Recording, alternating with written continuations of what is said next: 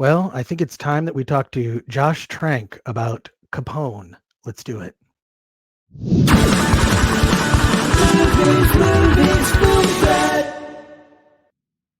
Welcome to the Film Threat Podcast. I am Chris Gore, and I am honored today to be joined by Josh Trank, the writer-director of Capone, starring Tom Hardy. Josh, it's a pleasure to finally speak to you. We've crossed paths Yes. many times, and spoken on social media and whatnot. We have friends in common, and I'm just happy to see you continue in the success of your career. Thank you. Let's launch into it. Good to talk to you finally, Chris. It's been Yeah, a long time. yeah, no kidding. It's great, but just from Chronicle, Chronicle to me just put you on the map as a filmmaker to watch.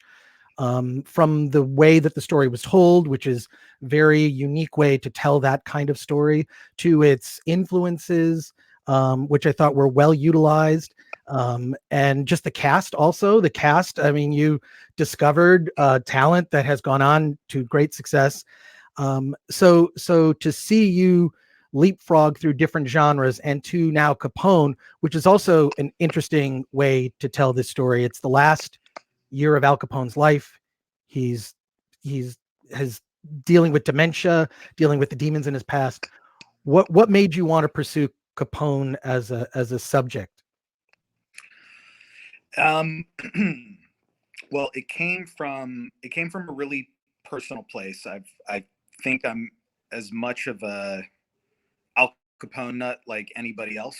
Um, uh, I'm not the world's biggest Al Capone expert, but he's somebody who I've always been very fascinated by. And the genesis of the project for me came from a personal place.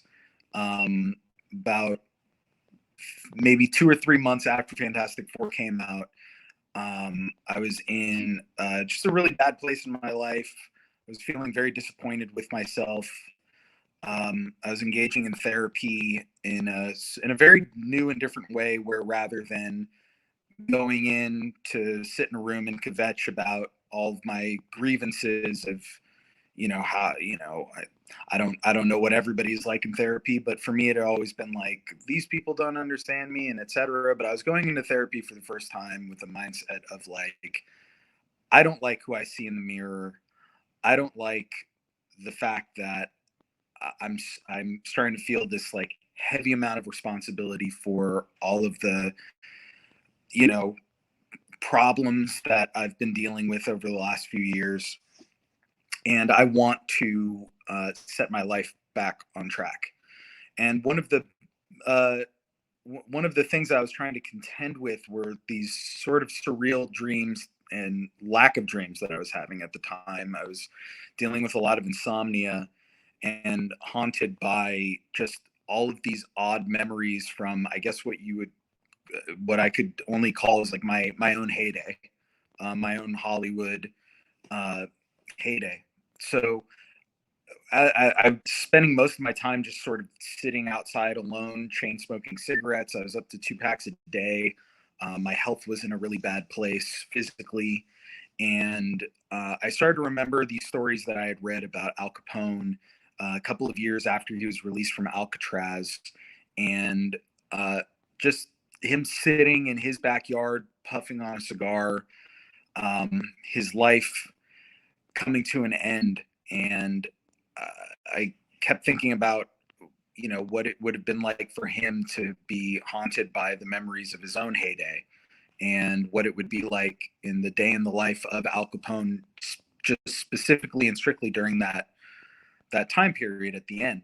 And for me, I was had experienced something that I was still to this day is like just a very surreal experience of clicking on my phone or my laptop, pulling up Twitter, social media, and reading all of these stories about me involved in all of these, dramatic situations with all these people, and how is this creating destruction, and I'm the bad guy. And while all of the places and the people were familiar to me in these stories, the circumstances, the plot, so to speak, of the narrative that I was reading about myself was not exactly what I remembered at all. And but it got to a certain point where I wasn't sure what to believe, myself or what I was reading, because after a while it seemed to me like the majority of people in what I perceived as being the public, that was their narrative of me. So I started to think about what would it be like if Al Capone flipped on the radio at that point and he heard a radio play about Al Capone in these fictionalized accounts of the St. Valentine's Day massacre and all these situations and all these stories and all the drama, because at that point he had become a figure of myth to be consumed by the public.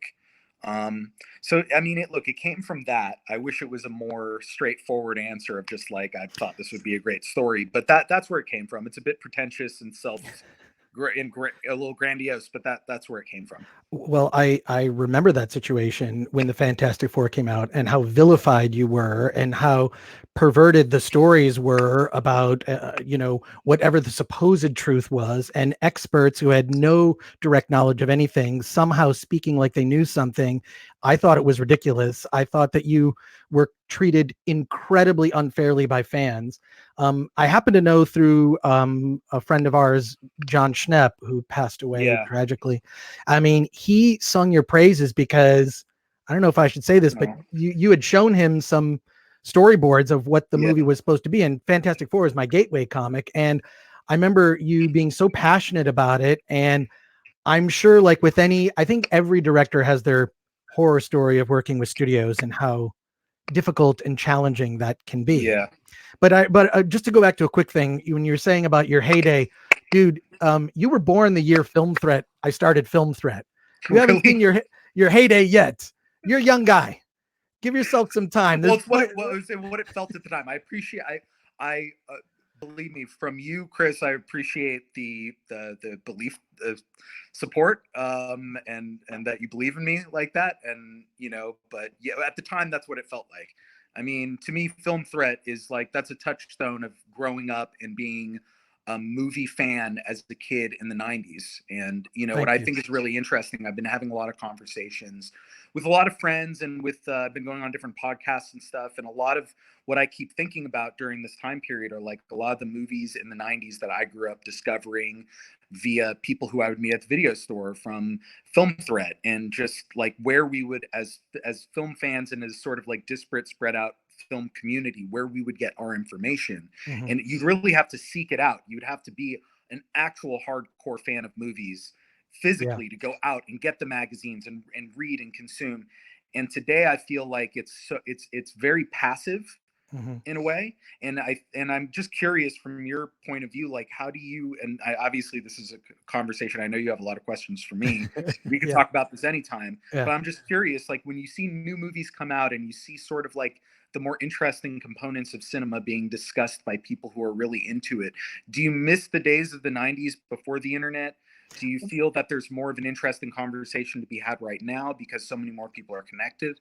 Yeah, I miss the conversation. I miss polite discussion, Yeah. meaning we can have a difference of opinion and be on completely opposite sides of the debate, and we can still respectfully speak to each other. And that's what I think is missing because of Right. social media, because technology has both solved problems and enslaved us in some ways.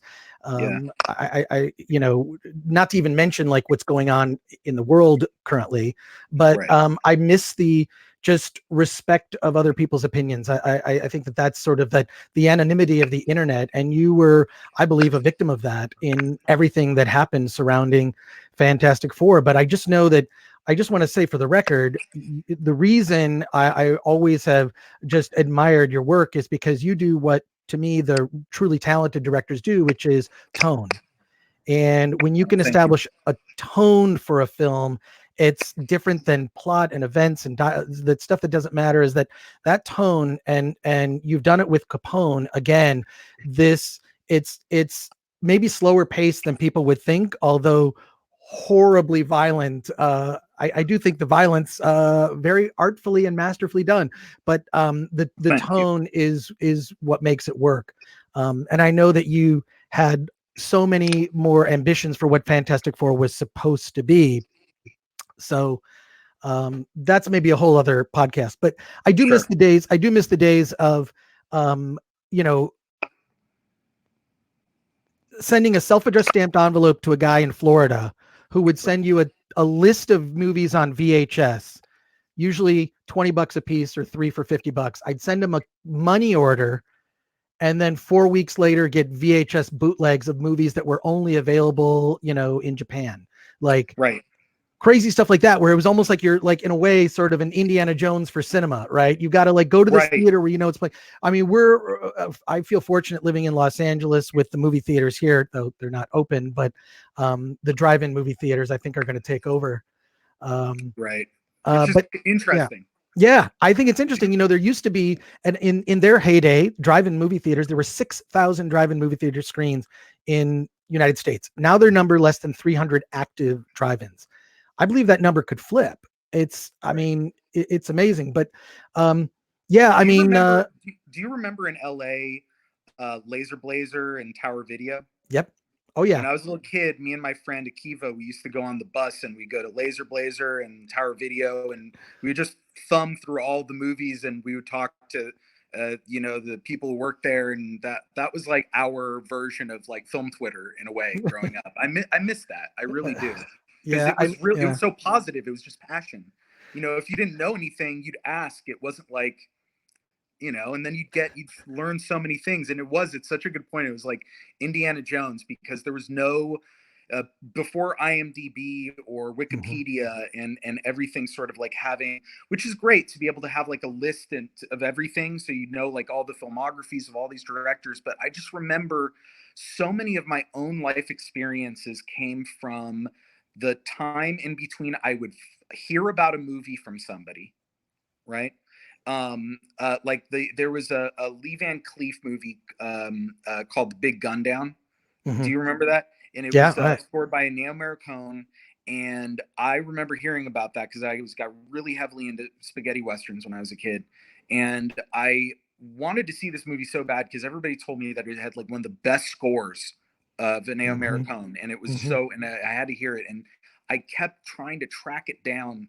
I'd go to every single video store in LA, could never find it, and then one day finally, like Amazon showed up, and I found a bootleg version of it on DVD PAL. And I finally got it. I waited like 5 weeks until it finally arrived. And the amount of time that I spent dreaming and waiting and thinking about finally getting that movie. And then I got it in the mail, and I opened it up and I looked at it, and the feeling that I had, and that shaped so much of my fandom, the like Yeah. waiting for it. And now it's like I can just watch it streaming right now, and I just wonder, like, is that something that is lost from the experience?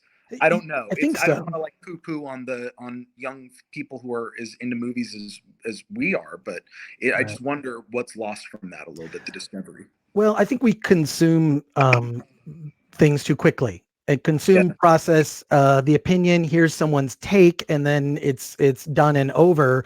And there's not that sort of just sort of the germinating thoughts about things, or the conversation, or someone adds to the conversation.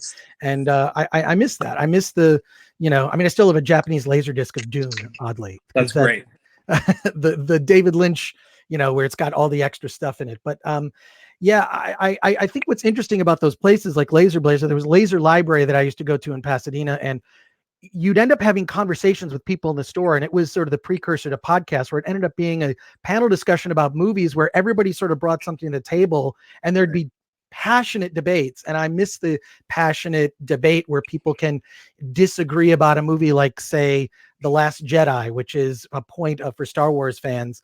Right. um you know and I did want to ask you about, because it came up in the media about Star Wars, your Star Wars film. I was so excited, and I remember going to Star Wars Celebration when you were supposed to appear. It didn't happen.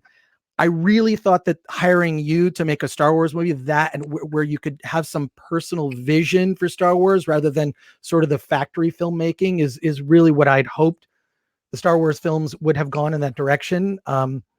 Personally, I'm disappointed in the sequel trilogy, but Mm. do you have anything to add to that or whatnot, or any I just love the idea of you making a Star Wars movie, knowing the type of tone that you would bring to it.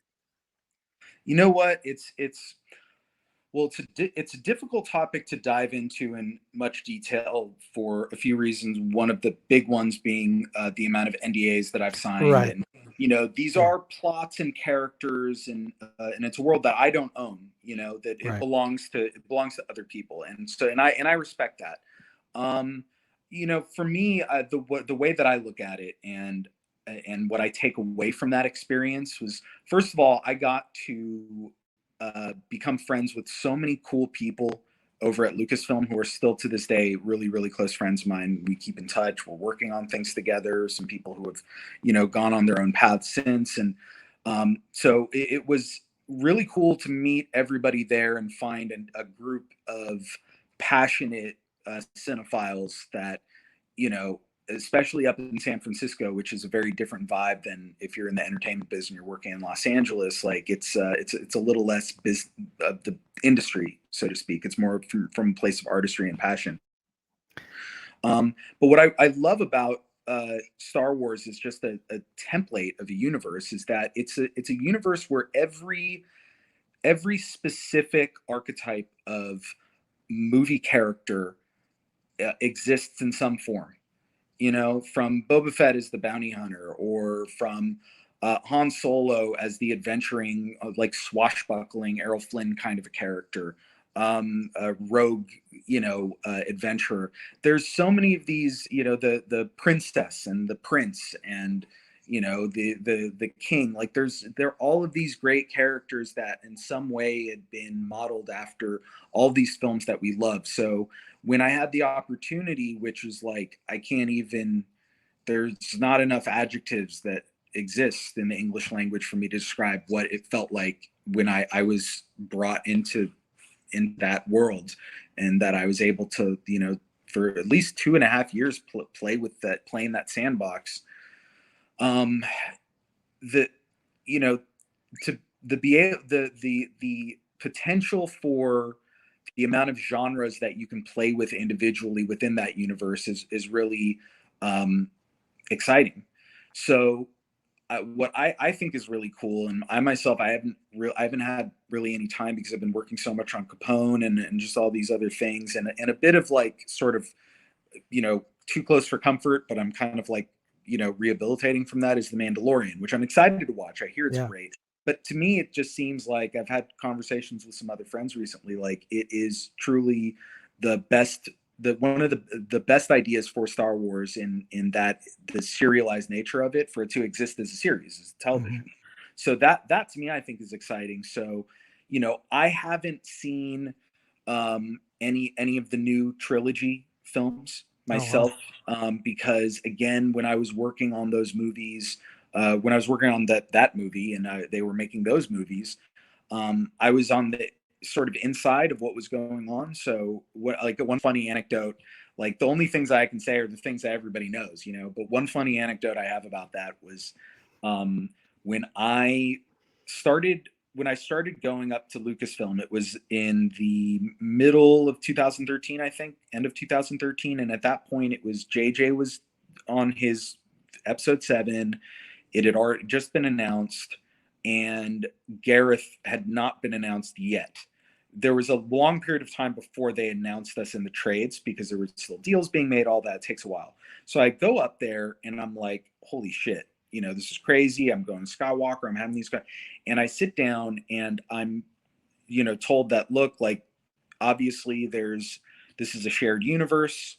And so we're going to let you know what's going on with some of these, with the new movies. And I'm just like everybody else at that point with episode 7. Remember, before episode 7 came out, we are like, what is it going to be? What's going to happen? It was the biggest secret, all the biggest secrets in the world, just like right Hmm. there. So they told me that Han Solo was going to die. Oh my God. And I'm sitting there like, okay, like, it was like somebody telling me my dog died. Like I just didn't know what to do with that, and I couldn't tell anybody about it because I've signed my NDAs, and Mhm. I'm wandering the planet from the end of 2013 until the movie finally came out in the fall of 2015. I knew that Han Solo was going to die, and it was like it was almost as if I knew who killed Kennedy or something. Like I was so scared. Like I can't tell anybody that I know this, and if I do, everybody will find out instantly. So it's like holding on to that secret was so crazy. Oh But the my God. main thing that really I found to be kind of fucked about it was I found out the news from somebody telling me. I didn't get to experience it in a movie Right. to see it play out cinematically and dramatically, so I would be like swept up in the emotion of being back in the saddle with Han Solo, and it's just had to find out very sort of passively like he's gonna die. So anyway, I My thought that was a God. fun not fun anecdote, but it's yeah. Wow. Well, I feel like any one of these topics we could do an entire podcast on, but I do Sure, want to of talk course. about Tom Hardy in Capone. Okay. He's, I mean, Tom Hardy is just, he is one of those actors that is just vastly different in every single role. How did you guys work together? And I want to talk about a specific scene that you're in with Neil Brennan Yeah. that is remarkable for a number of reasons that I can't believe what happens. I don't want to give Yeah. too much away. I love your cameo because you look so in the universe, right? Like you it was, oh wow. I mean, you really fit Thank you you. fit the time. You and Neil Brennan. Oh my God, he was fantastic. Yeah. But what was it like to get him into the role and to craft this version of Capone? So I wrote the script, like I was telling you, at a time when the feeling was I was unemployable. So while I was writing it, there was a liberating feeling of like, I don't think I'll ever get to make this movie, so I can just write it as crazy as I want. Um, and then I finished it, I read it, I'm like, well, I can't imagine anybody even being able to touch this role unless they were actually Tom Hardy for obvious reasons, because what's in the script is and what I wrote at that point is very much in the exact movie that I made and that's out right now. So my two producers that I was working with, John Schoenfelder and Russell Ackerman, they passed on the script to Tom Hardy's agent. He read it, said that he thought that Tom would be an incredible fit for the movie and that he thinks that Tom would dig it. Sent the script to Tom. Tom read it the next day and asked that, can I get Josh's number? So he called me up the next morning. So within 3 days of me being told that they were going to send the script to Tom, I'm on the phone with Tom in the morning, and he and I were on the phone for about 6 hours, maybe longer. It was an all-day call. I got the call in the morning. By the time we got the phone, the sun was on its descent, and we just clicked on every conceivable level. Like he's just a really sweet guy, really fucking like just dangerously smart. Like he's so smart, he's so creative and just philosophical, and he's got like just talking to him is an experience in and of itself. Like he's just good. Like he's so fun and he's got so many ideas, and it's just all coming from a place of like naughty joy, and he's just awesome. So once we got off the call, he asked if I could possibly get on a flight and come meet him out in London. The producers fronted the bill for the ticket to fly me out, and I went out, spent about a week and a half with him. It was like just instant BFF type of thing. Just we both I don't know. We just both connected with each other on like just human level, artistic level, and it was very sweet. It was amazing. Like been saying like I really credit Tom with just sort of saving my own self confidence because of what I had just come out from, and I felt pretty worthless. I felt disappointed in myself. I felt down on myself, and then here is my favorite actor in the world, who I have more respect for than anybody, and he's just gives me a hug the minute he sees me, and he's just so sweet to me and so comforting and just a great guy. So he was like, let's do this. We were off to the races, and for about a year and a half while he was, doing the dance on Venom and all that other stuff. We squeezed in a couple more visits for me out to London, where we sat down with Audrey Doyle, who's a phenomenal makeup artist who's worked with Tom on from Dark Knight Rises on and on Taboo. She won a BAFTA for. We were just being creative, and another amazing thing about Tom is how open he is with his process. He's not one of these method actors who's like likes to wrap up his acting style in this like mystery, and I do this thing I like he says exactly how he does it, and then this is how he does it. It's just that he's highly skilled in being able to do it. So yeah, he's one of those actors that acts with his whole body. You know what I mean? Yes. Like it's like everything. It's the physicality. It's not just the makeup. It's just he walks different as Capone, and it's not a particularly flattering. When you think of like gangster movies, it's romanticized, and Right. you went completely opposite. Just when we began our conversation, I didn't see you revealing that this, such a personal story. And I mean, I see it now that you've revealed that makes me want to, I got to see the movie again. And I do believe seeing it on the big screen is important. If it's playing drive-ins. Am I correct in that? Wow, I hope it is. That'd be awesome. I don't know. We'll find out. I will fact check that. I want to see that crowd. I want to socially distance style see that crowd. That would be an interesting crowd for a drive-in. Well, drive-ins are the perfect way. You're in your car, you're socially distanced, you have whatever beverages you brought. I mean, I don't know. I think drive-ins are going to make a huge comeback in 2020. You're right. Who would have thought that? But I just think from just how beautiful the film is, from the cinematography to just everything about it, to even just the quiet scenes. There's a sound design, I don't want to get too inside baseball on this, because I know we got to wrap it up, but just at all those levels, you're the kind of director that pays attention to those types of details. And I just want you to know, it's well done. So, thank you, Chris. From you, that really, really means a lot. Because this is the kind of movie that, like, I understand it, in no way, shape, or form disparaging. There's a variety of tastes in the world. Everybody has different taste. But for me, with this movie, I knew that, and so did Tom, that we were not making a movie that it would be for everybody immediately.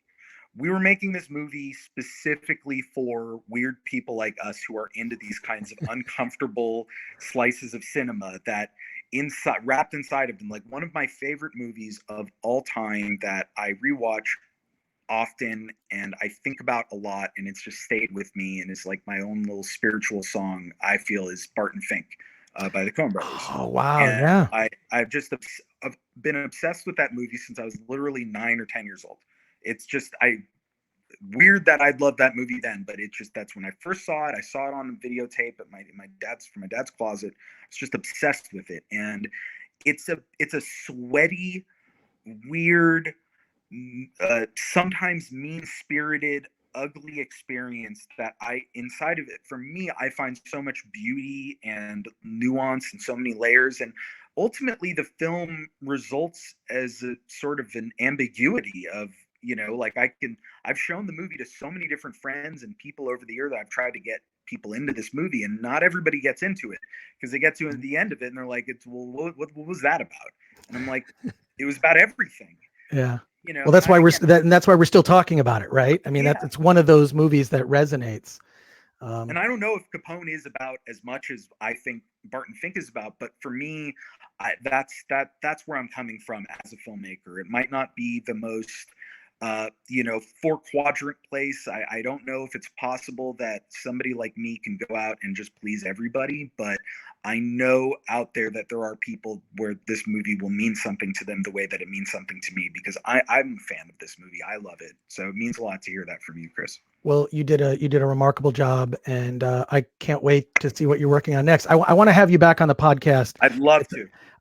And thank you so much for taking the time. I know you got you've got more people to talk to, but thank you so much, Josh. I appreciate it. Thanks, Chris. Coming on the Film Trap podcast. I was really excited to do this one. Thank you so much. Great. Let's figure it out. We gotta do this again, man. We'll communicate. All right. Take care, Josh. Okay. Later. You too. Bye. Okay. Bye.